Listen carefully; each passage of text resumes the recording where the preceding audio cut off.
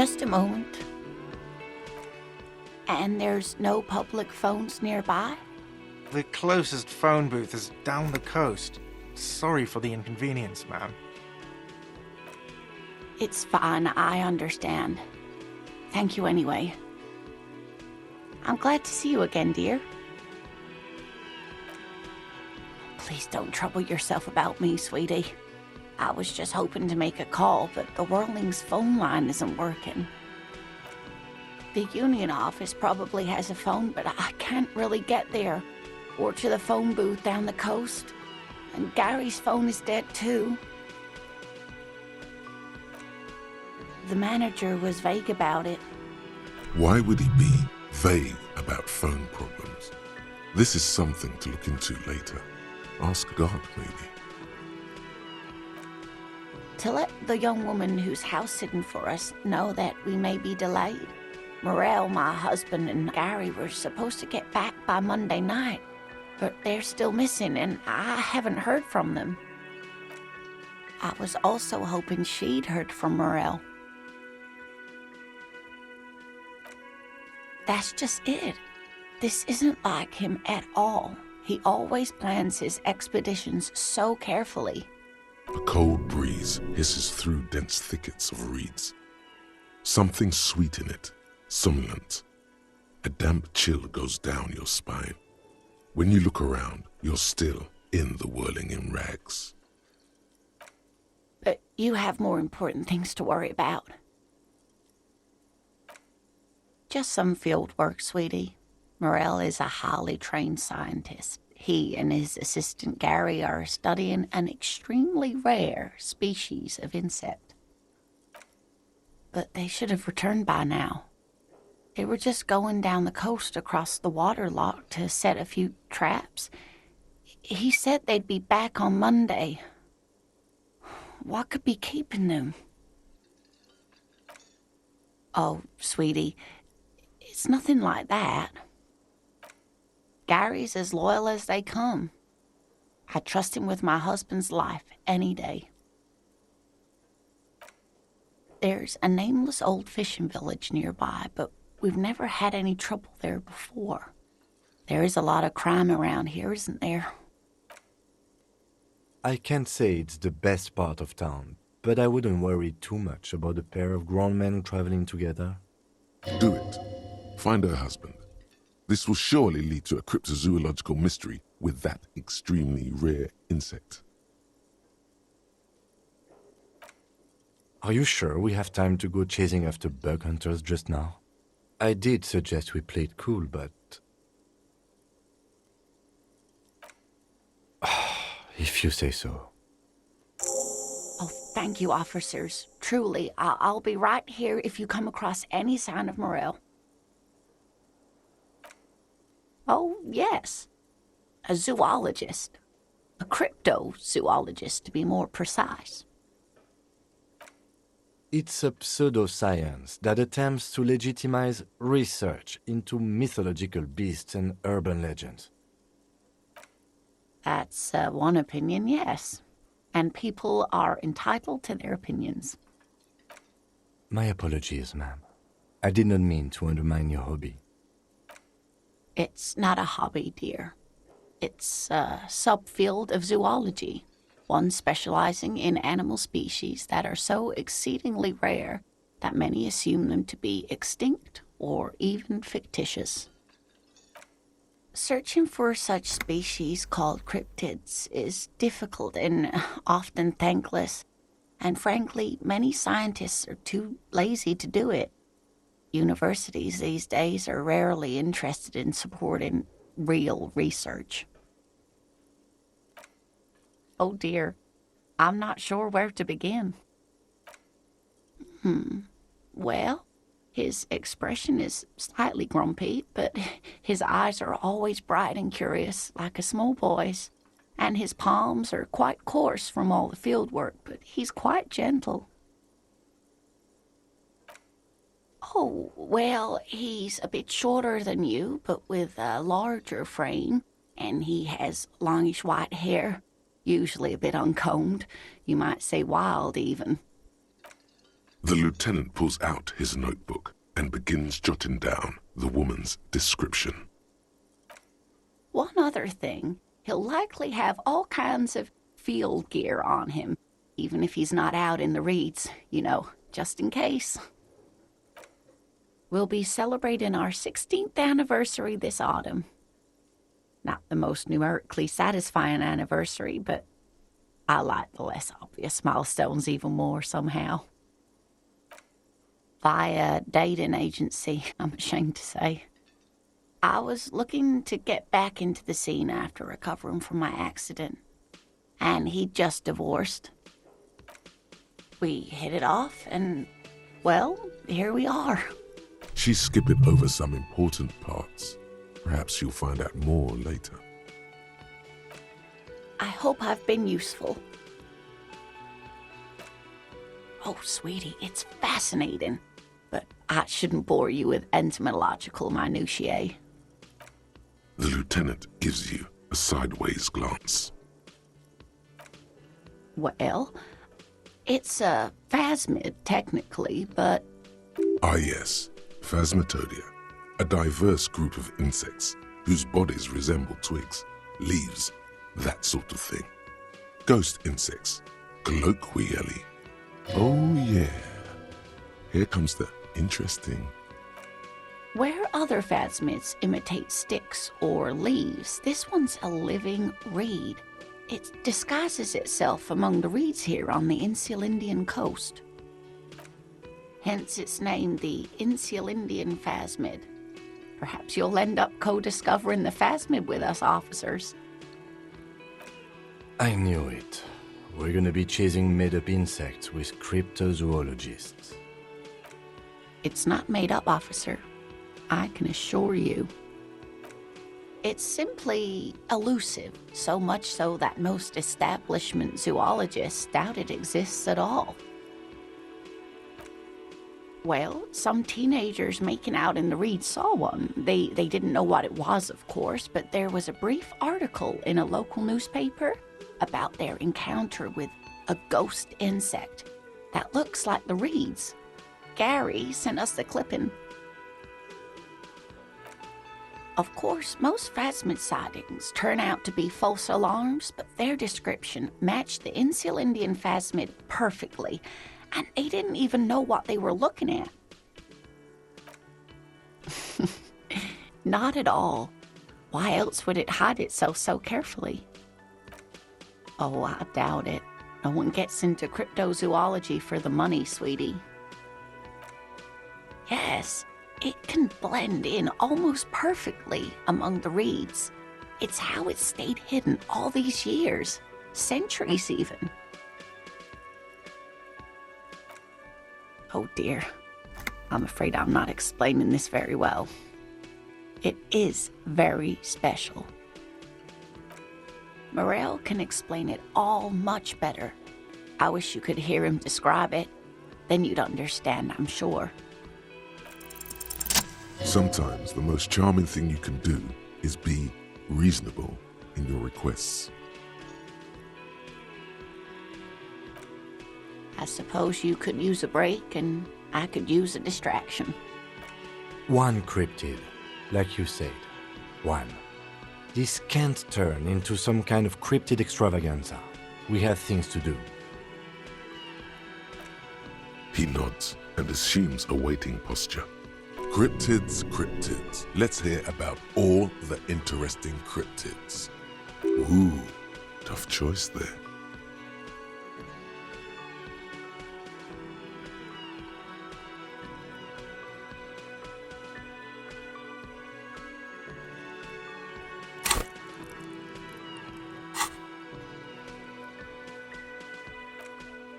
Yes, it's the kind green ape. Half war story, half undiscovered species in the genus Homo. Yes, it was reported by soldiers in South Safra during the war. The kind green ape would visit bunkers during the night, healing wounded soldiers with its saliva. Yes, it has amazing healing qualities. Some soldiers reported growing back limbs, regaining their sight. Indeed, there is. It's our closest relative among the cryptids. Same taxonomic family, different genus. Which is to say, the kind green ape is a species with which we share a common ancestor, and that evolved parallel to our own, just like your partners.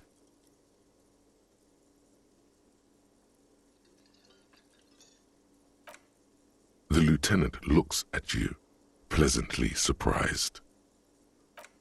Oh, no, I didn't mean to imply that Saolites are inferior to us in many ways. You are superior. For example, your earwax doesn't have a foul odor like ours does. A tremendous evolutionary advantage, I'm sure. But perhaps we've had enough speculative biology for today? Hey, you promised you'd only ask about one cryptid. He nods approvingly.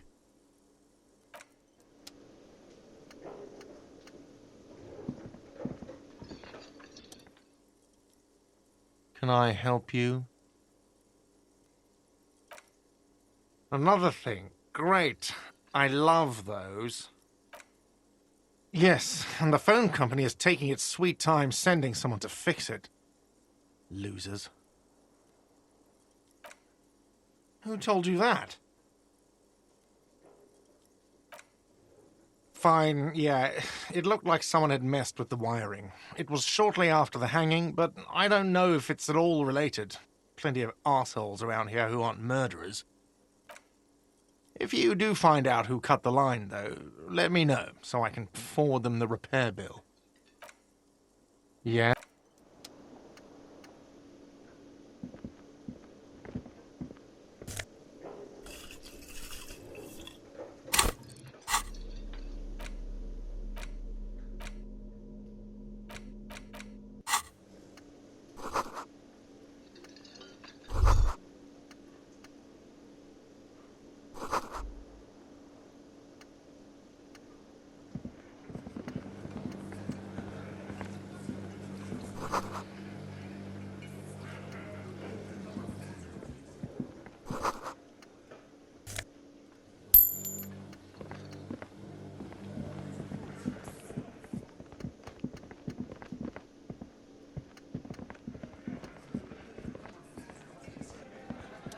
Let me handle this. Detective disorientated.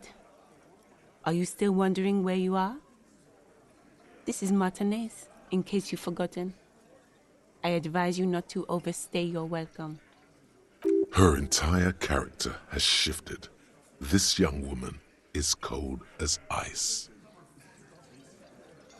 That's right. I am not a gardener. I'm a legal counselor for the Dock Workers Union. So let's get to it. You're looking for Titus Hardy? You think he has information that will help you? Maybe he does. That's Titus. Talk to him. But know this. I'll be keeping an eye on you. No strong-arming. Nothing official. The District of Martinez does not recognize your authority to make arrests. It doesn't matter if you recognize our authority. We will make an arrest, if we have to. She says nothing. Her glare speaks for her.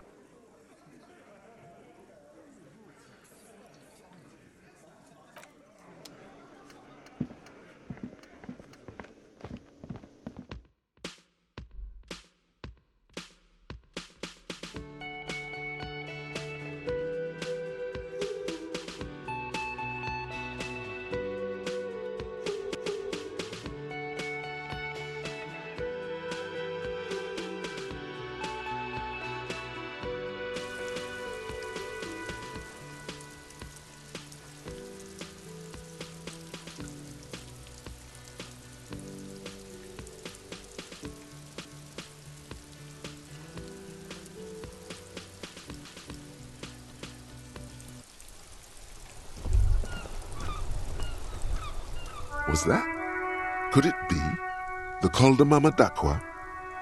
No, it's probably just your imagination. ringing in your ear. There seems to be an extremely high-pitched ring. Ultrasonic. Lena said it was very high-pitched, right? It's like something tickles your ear. Lena also said that it couldn't be heard by any other animal, including humans. What you're hearing must just be a regular bird. Honestly, your ear isn't hearing a whole lot. The distant hum of the industrial harbor, the traffic. But, admittedly, there is a high-pitched noise somewhere there too. But then, isn't there always? There it is again. You're about to rediscover a long-lost species. It must be very close. Maybe, just maybe, it will come toward you. What are you doing? You're a police officer, not a pansy ornithologist. The only birds you should be looking for are healthy women of childbearing age. No, I don't hear the Koldomama daqua, and neither do you. Of course he doesn't. He's deaf. Oh no. The sound. It's moving away. Somewhere over there. Go after it. No. Too late. It's gone. There is no ringing anymore. Just the sound of the streets. So it does. It's gone. All that's left for you is the disco.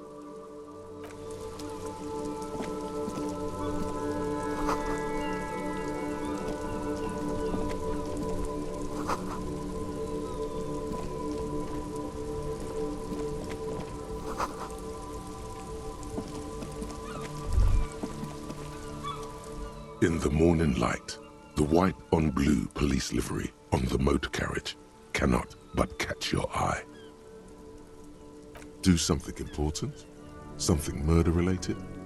There's always something important. Doesn't mean you can't take a moment to admire this piece of machinery.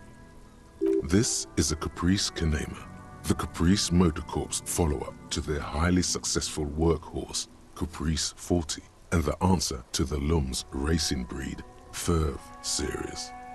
With its air-cooled, rear-mounted 12-cylinder compression ignition engine, driving the rear wheels through a 4-speed manual gearbox, the Canema is able to reach 100 kilometers per hour in 13.5 seconds and go on to a top speed of 180 kilometers an hour.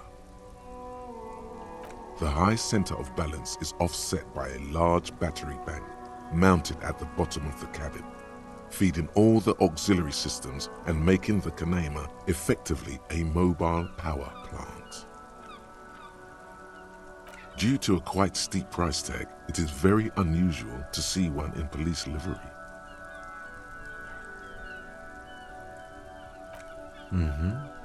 You want to take a closer look?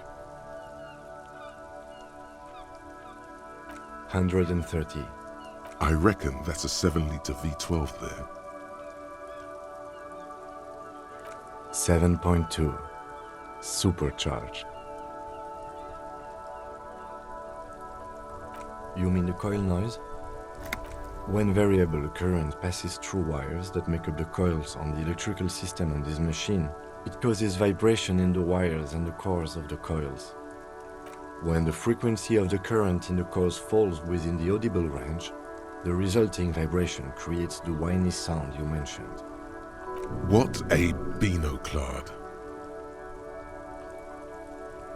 I have pretty much maintained my vehicles by myself ever since one was assigned to me.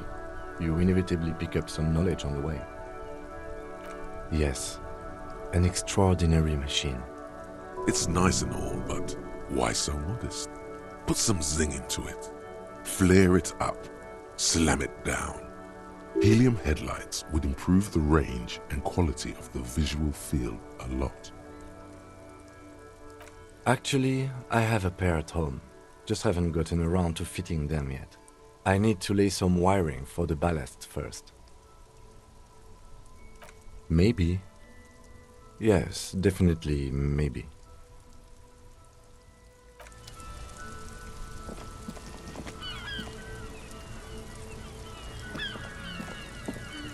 Inside, you see a set of steering levers, a radio microphone, All right. Ready? I turn, you press start. It's next to the preheater. the dashboard lights up with orange glow. The rounds per minute gauge jumps, and the engine of the Caprice Canadian comes to life with a whiny growl. Like a leopard waking from its sleep, yawning and roaring at the same time. The lights unfold with a little click, casting electrical light onto the ground before the vehicle. There you go. I'll turn them off from the remote once you're done. We just need to stand in front of the machine now.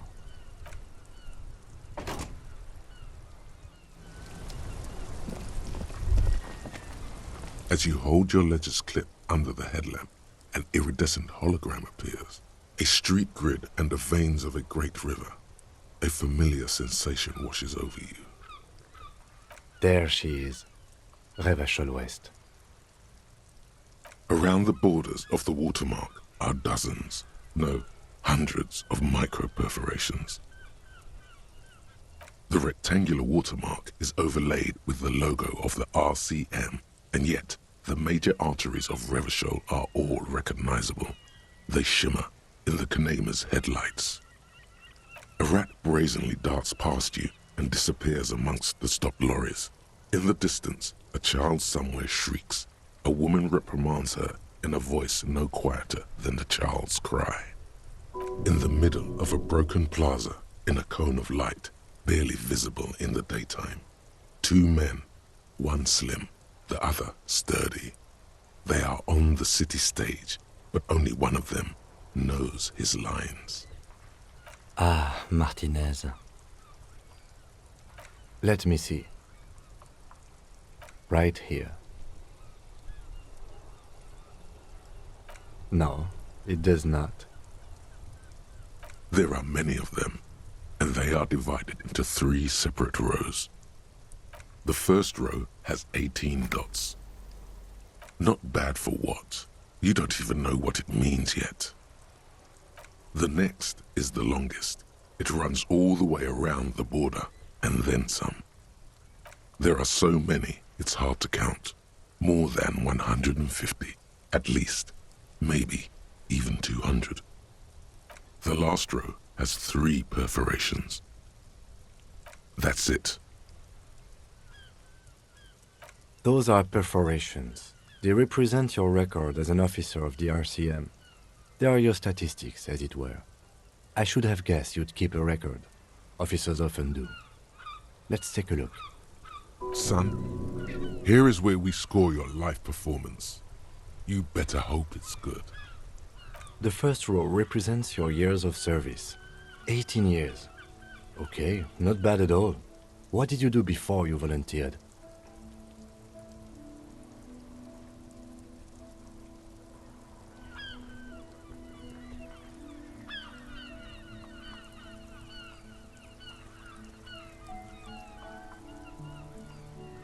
Yes, that does seem quite likely.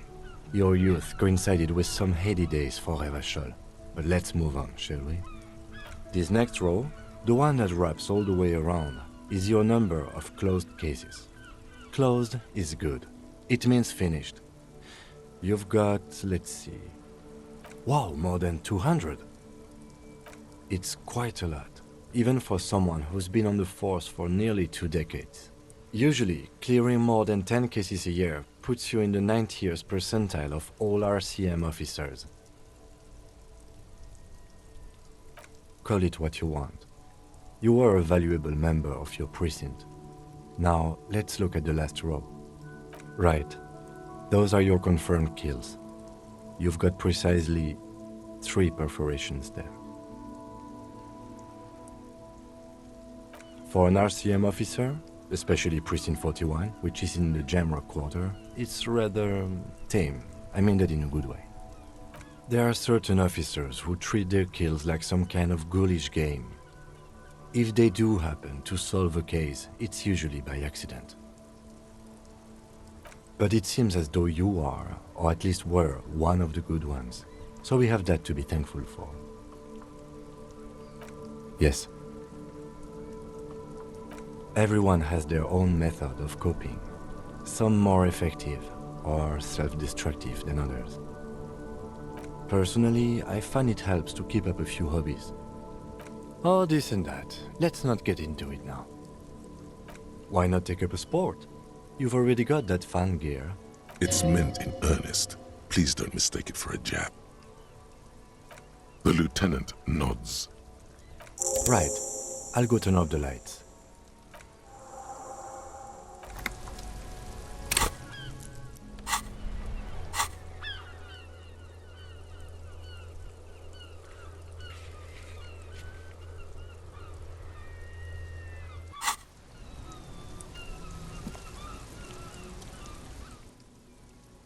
Yes? What do you want to know? What's there to say? It's just stupidity. The cop kind. Our precincts can't decide if Martinez is part of Jamrock or the industrial harbor. Yours or mine, as if we somehow own parts of the city. Typical street gang mentality. So we've let the Union make a mockery of law enforcement here. And now it's come to its natural conclusion. Well, sort of. It's less a matter of who gets to police Martinez than who has to. It's an orphan district, in other words. I think the dispatch desk just told both our stations about the hanging. There was quite the brouhaha at the 57th, I can tell you that. Time to settle it, they said. Cop off. But I assure you, I am not their finest or toughest, with 102 cases solved. What I am is least interested in a pissing competition. So he volunteered to represent the 57th, but not out of competitiveness. On the contrary. Yes, I'm an unrepentant spoilsport.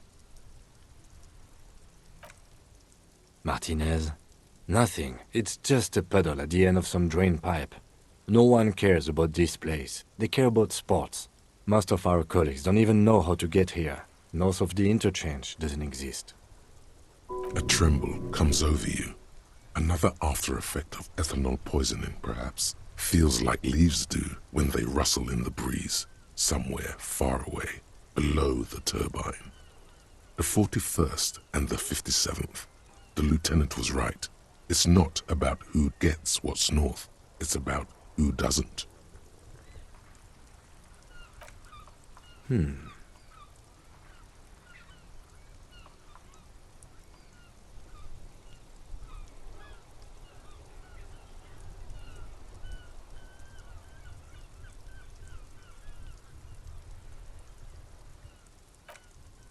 He opens one hand and looks at it. A moment passes.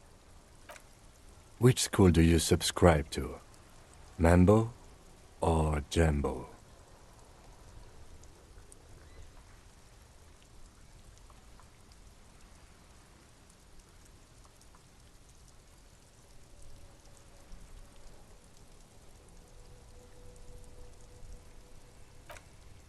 Mental illness.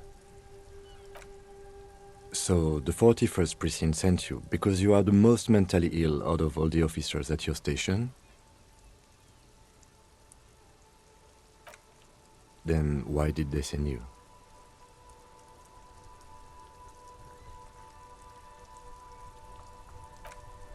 The silence carries.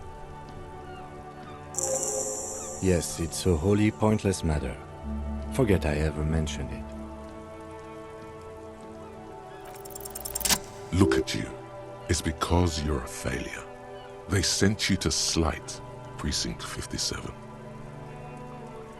Just think about it for a second. You're a raging alcoholic who showed up 3 days late and argues with his necktie. You weren't sent here to win.